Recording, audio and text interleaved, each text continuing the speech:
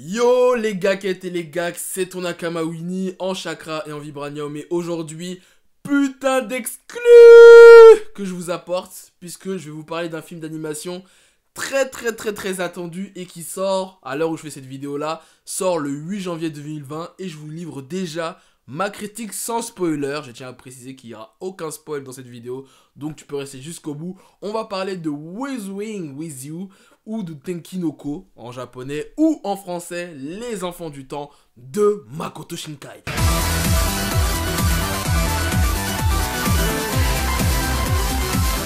Pour ceux qui ne connaissent pas Makoto Shinkai, c'est le réalisateur qui avait fait Your Name. On le considère comme le nouveau Miyazaki, hein. Pour faire d'ailleurs une petite parenthèse par rapport à Your Name, moi j'avais kiffé à mort Your Name quand c'était sorti. C'est un de mes films d'animation préférés de tous les temps. Je crois qu'il est dans mon top 3, top 5 facile.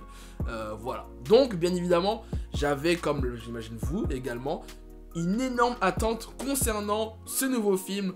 L'histoire du film, on suit donc un jeune lycéen qui s'appelle Odaka qui fuit son village natal pour venir à Tokyo. Voilà, il fugue sa famille, il fugue son quotidien de tous les jours pour aller à Tokyo. On ne sait pas d'ailleurs pourquoi. Et donc il est quand même le mec, quand il arrive à Tokyo, voilà, Tokyo c'est la capitale du Japon. Donc le mec, il a pas d'argent, pas d'emploi. Il trouve n'importe quel moyen pour s'en sortir et il va travailler pour un blog qui s'occupe d'étudier des phénomènes paranormaux. Et le truc, c'est que dans le film, en fait, il y a un phénomène météorologique qui se passe. Il pleut tous les jours au Japon. Voilà, il pleut tout le temps. Et c'est là qu'il va rencontrer le personnage féminin et protagoniste même de ce film, qui est Ina. Ina qui est considérée justement comme une des prêtresses du temps, qui aurait des facultés spécifiques et spéciaux pour apporter le beau temps au Japon. Et donc, bah voilà, ils vont se rencontrer, il y aura une histoire tout autour de ça. Par rapport à ce phénomène météorologique autour de la pluie, etc. Donc voilà, ça c'est un peu le speech, mais bon, j'avoue quand tu vois le speech, tu te dis, c'est un peu bizarre, mais bon, ça c'est Makoto Shinkai, hein, toujours dans des bails bizarres, surnaturels, mais à la fois très réaliste. On va en parler tout de suite.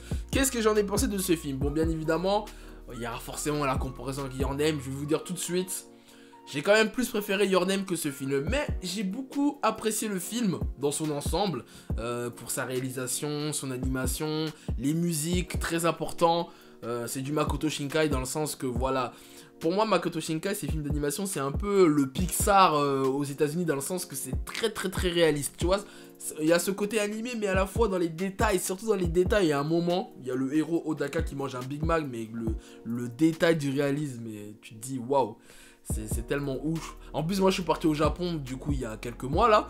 Et comme tout le film se passe à Tokyo et que j'ai passé ma majorité du voyage à Tokyo, franchement, il y avait trop de coins que j'avais reconnus.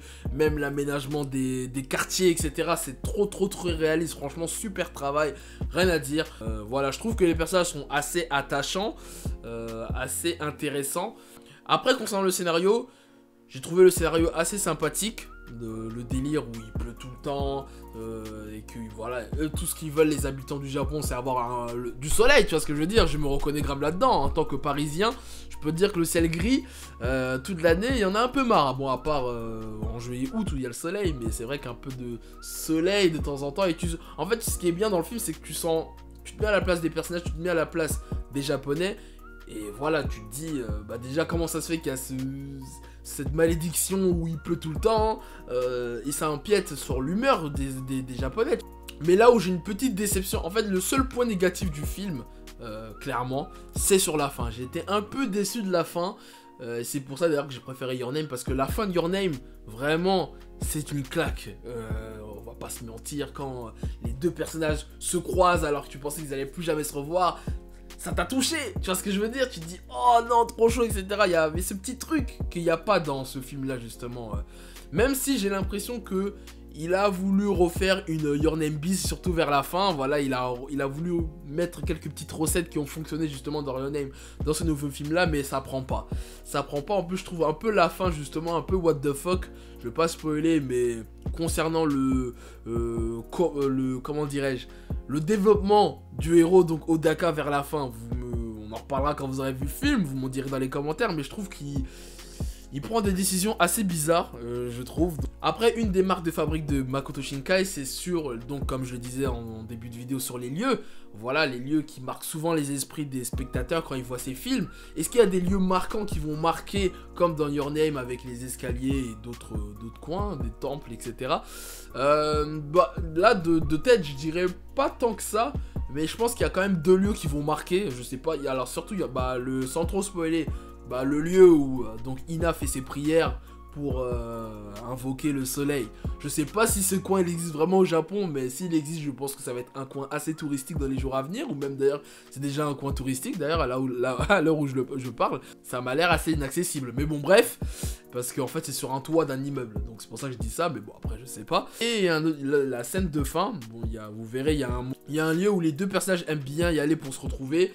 Peut-être que c'est à côté d'une gare, en plus il me semble peut-être que ce coin va marquer les esprits, mais j'ai pas trop l'impression. Moi ça m'a pas tant marqué que ça. Moi le seul coin qui m'a marqué, c'est là où Ina fait ses prières pour invoquer le soleil. Voilà.